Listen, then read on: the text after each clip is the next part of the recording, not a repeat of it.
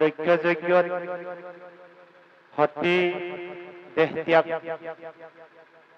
এই গুৰুত্বপূৰ্ণ অধ্যায়টি পাঠ কৰি আছে। আমি আৰম্ভণিৰ পৰা যিহেতু পাতনি যদি মেলিবলৈ খোজোঁ, এই অধ্যায়টিৰ যথেষ্ট দীঘলীয়া আলোচনাৰ প্ৰয়োজন আছে। সময়ৰ প্ৰতি সংগতি ৰাখি আমি 2 ঘণ্টাৰ ভিতৰত আটাইখিনি কাৰ্যসূচীৰ ওপৰত অকণমান হাত বুলোৱাৰ প্ৰয়াস কৰিম।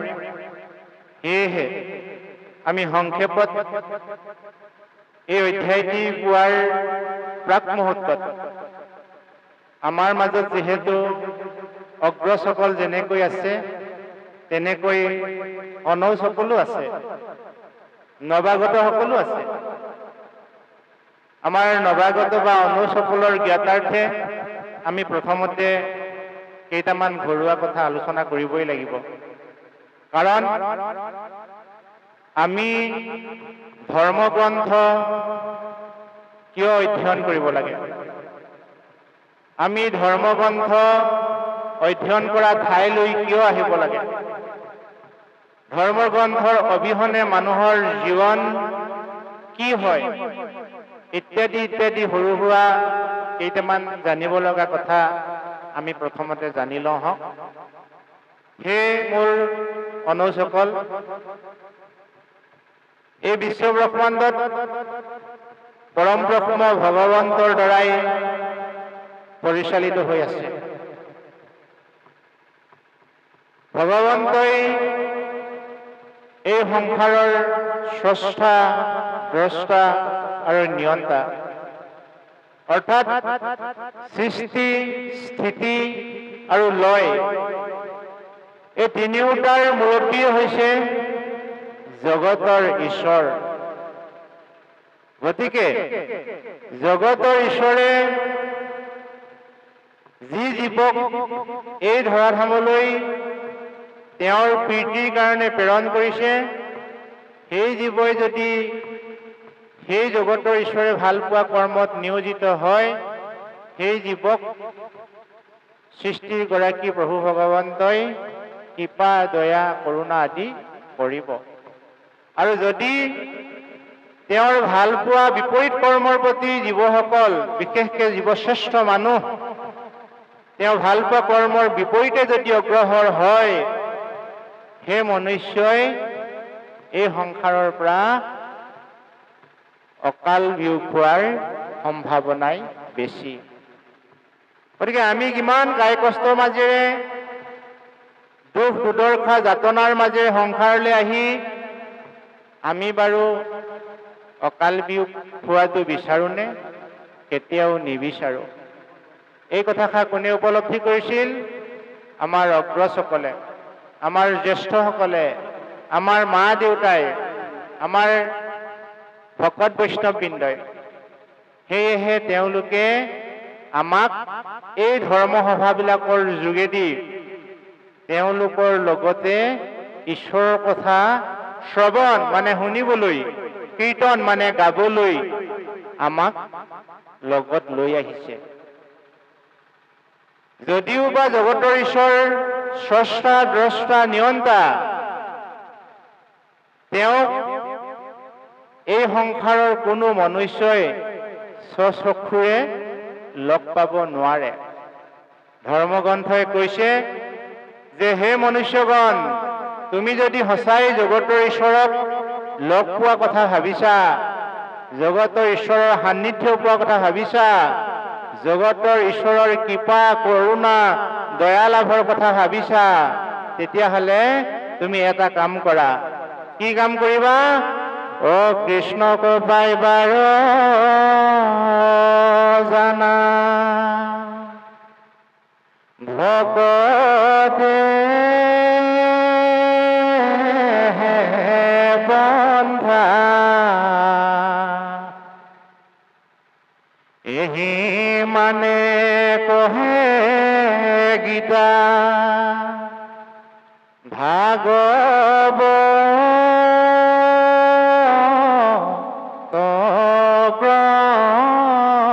গ্ৰন্থ।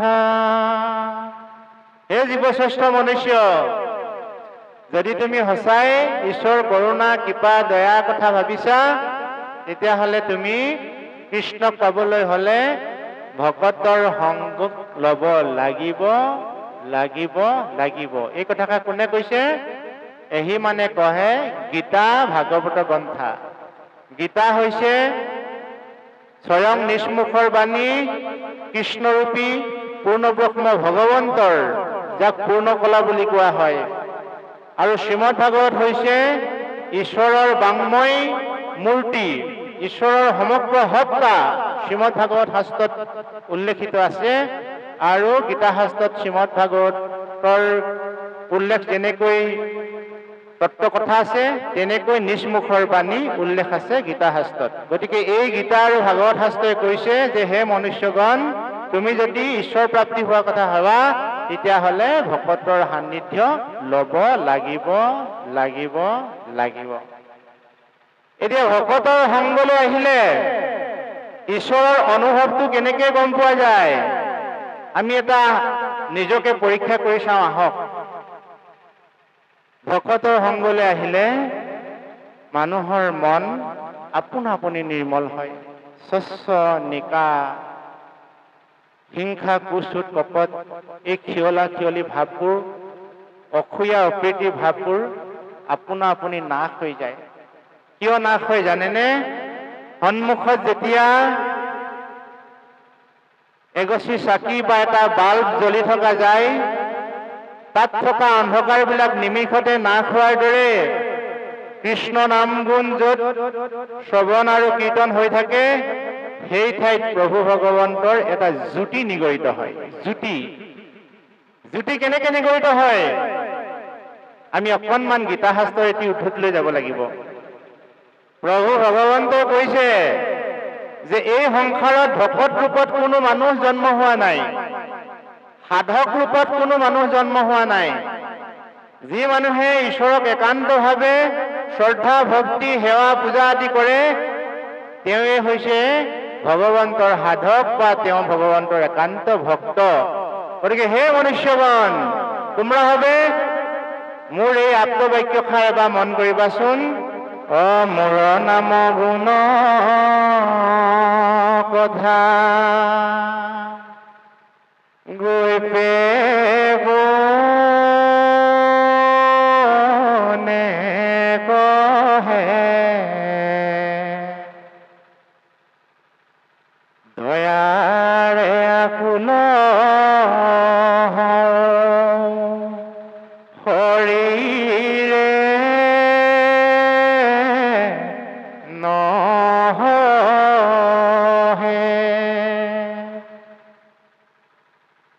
আথে বেথে যাওঁ মই চাপোহনিত,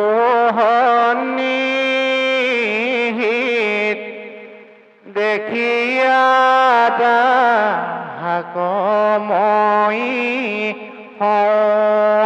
আনন্দী। কৃষ্ণ ইমান সুন্দৰকৈ উল্লেখ হৈছে যে হে সংসাৰৰ জীৱগণ, মোৰ গুণনামৰ কথা কোনো জীৱশ্ৰেষ্ঠ মনুষ্যই যদি গোপনভাৱেও লয়, তেওঁৰ প্ৰতিও মই সদয় হওঁ। কিন্তু আজি আমাৰ মাজত অগণন ভকত আছে, কোনোবাই গোপনভাৱে ল'বলৈ ভবা নাই, স্বতঃস্ফূৰ্তভাৱে এটা নিৰ্মল মন লৈ আহিছে ঈশ্বৰৰ নাম ল'বলৈ। গতিকে গোপনভাৱে ল'লেও যদি তেওঁ কৃপা কৰে, স্বচ্ছ নিকা নিৰ্মলভাৱে ল'লে তেওঁ কৃপা কৰিব কৰিব কৰিব। এই আত্মবাক্যকে আমি বিশ্বাস কৰি আজি আমি এই নামঘৰলৈ আহিছোঁ। আৰু এই নামঘৰত শ্ৰীমদ ভাগৱত শাস্ত্ৰত প্ৰথম স্কন্ধৰ পৰা দ্বাদশ স্কন্ধলৈকে কেৱল ভগৱন্তৰ গুণনাম আৰু ভকতৰ গুণনাম, এই দুটা কথাহে ইয়াত উল্লেখ আছে দেই। ভগৱন্তৰ গুণনাম আৰু ভকতৰ গুণনাম। এটা প্ৰশ্ন আহিব পাৰে, ভগৱন্তৰ গুণনামত ভকতৰ গুণনাম কি প্ৰয়োজন আছে? কাৰণ ভগৱন্ত ভকত বৎসল। ভগৱন্ত যদিও ঈশ্বৰ, ভগৱন্তই ভকতৰ আজ্ঞা পালন কৰে। ভগৱন্তই যদিও বা বৈকুণ্ঠ যোগীৰ হৃদয়ত থাকে, তথাপিতো ভকতৰ হৃদয়খন ভগৱন্তৰ নিজৰ বাসস্থান বুলি তেওঁ নিজে কৈছে। ভকতেহে মুৰহিদি জানিবা নিশ্চয়, ভকত জনৰ জানা আমিহে হৃদয়। ভগৱন্তই নিজে কৈ লৈছে যে মই থকা ঠাইডোখৰ যদিও বা যোগীৰ হৃদয় বৈকুণ্ঠ, তথাপিও মই ভকতৰ হৃদয়ত মই বাস কৰোঁ, এইবুলি পৰম ব্ৰহ্ম ভগৱন্তই নিজেই কোৱা কথা। আৰু সেইবাবে এই শ্ৰীমদ ভাগৱত শাস্ত্ৰত ভগৱন্তৰ গুণনাম আৰু ভকতৰ গুণনাম ইয়াত সন্নিৱিষ্ট কৰা হৈছে।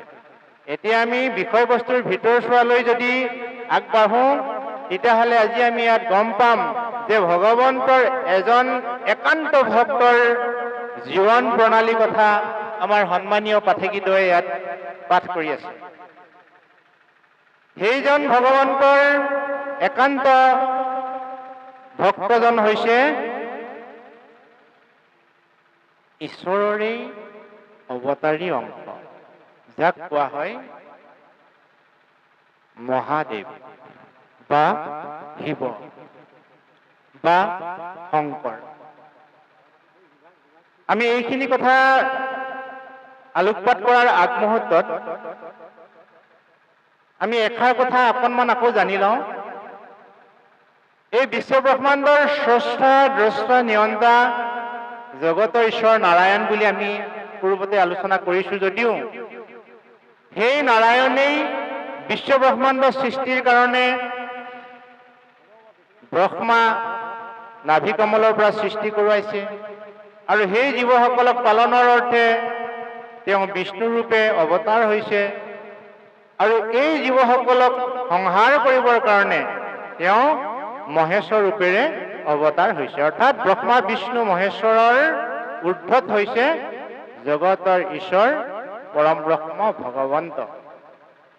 এতেকে এই জগতৰ ঈশ্বৰ পৰম ব্ৰহ্ম ভগৱন্তক আপুনি মই যে অকল ভজনা কৰিছো এনে নহয়। আমাৰ সংসাৰত আমি যে যাক পূজা কৰোঁ দেৱীসকল, আমি যে যাক পূজা কৰোঁ দেৱতাসকল, এই দেৱতাসকল আৰু দেৱীসকল তেওঁলোকেও জগতৰ ঈশ্বৰক আপোনাৰ মোৰ দৰেই পূজা সেৱা কৰে। এটা প্ৰশ্ন আহিব পাৰে যে দেৱতা হৈ বা দেৱী হৈনো ভগৱানক পুজিব লাগেনে? এই কাৰণেই তেওঁলোকে পুজিব লাগে, আমি যেনেকে মায়াৰ পাশত আবদ্ধ হৈ আছো, দেৱতাসকল বা দেৱীসকলেও বোলে ঈশ্বৰৰ মায়াৰ পাশত আবদ্ধ হৈ আছে। গতিকে মোৰ ওচৰত 1 লাখ টকা নায়েই, কিন্তু আপুনি মোক 1 লাখ টকা বিচাৰি আছে, মই ক'ৰ পৰা দিম কওকচোন? মোৰ ওচৰত যিটো সামৰ্থ্যই নাই, সেই বস্তুটো আপুনি যদি মোক বিচাৰি থাকে, মই বাৰু সেইটো দিব পাৰিমনে? মহাপুৰুষ শ্ৰীমন্ত শংকৰদেৱে এই সংসাৰত সমগ্ৰ মানৱ জাতিৰ মাজত এক শৰণ হৰিনাম ধৰ্ম এই কাৰণেই প্ৰচাৰ কৰিছিল যে জীৱশ্ৰেষ্ঠ মনুষ্যই যদি কিবা প্ৰয়োজন হৈছে, মনুষ্যক যদি কিবা লাগে, তেতিয়াহ'লে সেই জীৱশ্ৰেষ্ঠ মনুষ্যই য'ত পাব সেই পোৱাৰ পথটো দেখুৱাই দিবলৈকে তেওঁ সংসাৰত অৱতাৰ হৈছিল গুৰু ৰূপেৰে।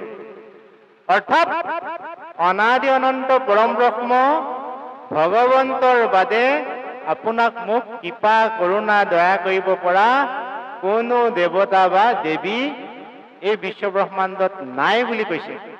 কেনেকে কৈছে? মাধৱদেৱৰ এষাৰ প্ৰাৰ্থনা আপুনি মই শ্ৰীমুখে নিগৰিত কৰিলেই কথাখিনি স্পষ্টভাৱে ওলাই যাব। দিয়ক হাতযোৰ কৰি অকণমান প্ৰাৰ্থনা এটি গাওঁ। ব্ৰহ্মায়াদি কৰি জীৱ জগত ৰাম ৰাম ৰাম ৰাম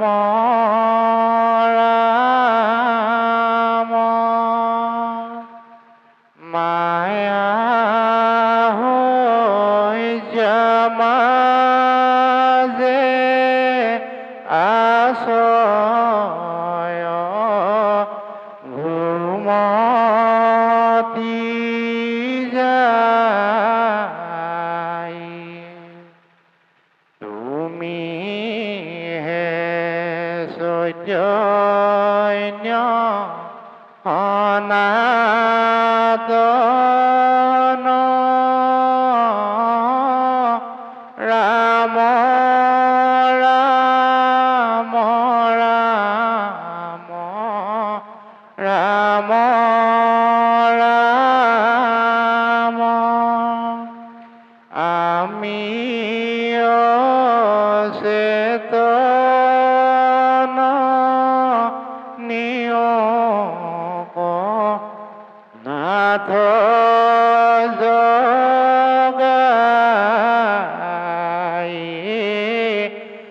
আমি অচেতন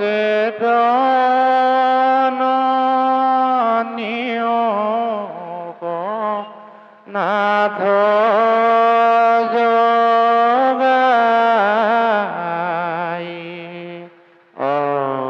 হৰি এতিয়া চাগে আমাৰ বুজিবলৈ বাকী নাথাকিল নহয়নে? দেৱতাসকলৰ ভিতৰত আটাইতকৈ শীৰ্ষত থকা দেৱজনৰ নামেই হৈছে ব্ৰহ্মা। ব্ৰহ্মাকে আদি কৰি যিমানবিলাক দেৱতা বা দেৱী আছে সকলোৱে বোলে মায়াৰ পাশত আবদ্ধ হৈ আছে। আপোনাৰ মোৰ নিচিনা আমি যেনেকে মায়াৰ পাশত আবদ্ধ হৈ আছো, তেনেকে দেৱতাসকলো বোলে মায়াৰ শয্যাত ঘুমতি গৈ আছে। এজন ল'ৰাই মাকক ক'লে যে মা, মই কালিলৈ স্কুললৈ 8 বজাতেই যাব লাগিব, তুমি মোক 7 বজাতেই জগাই দিব লাগিব দেই, নহ'লে যে মই সাজু হ'ব নোৱাৰিম, খাই বৈ গা পা ধুই ওলাই যাওঁতে অকণ সময় লাগিব, গতিকে তুমি মোক 7 বজাত জগাই দিবা।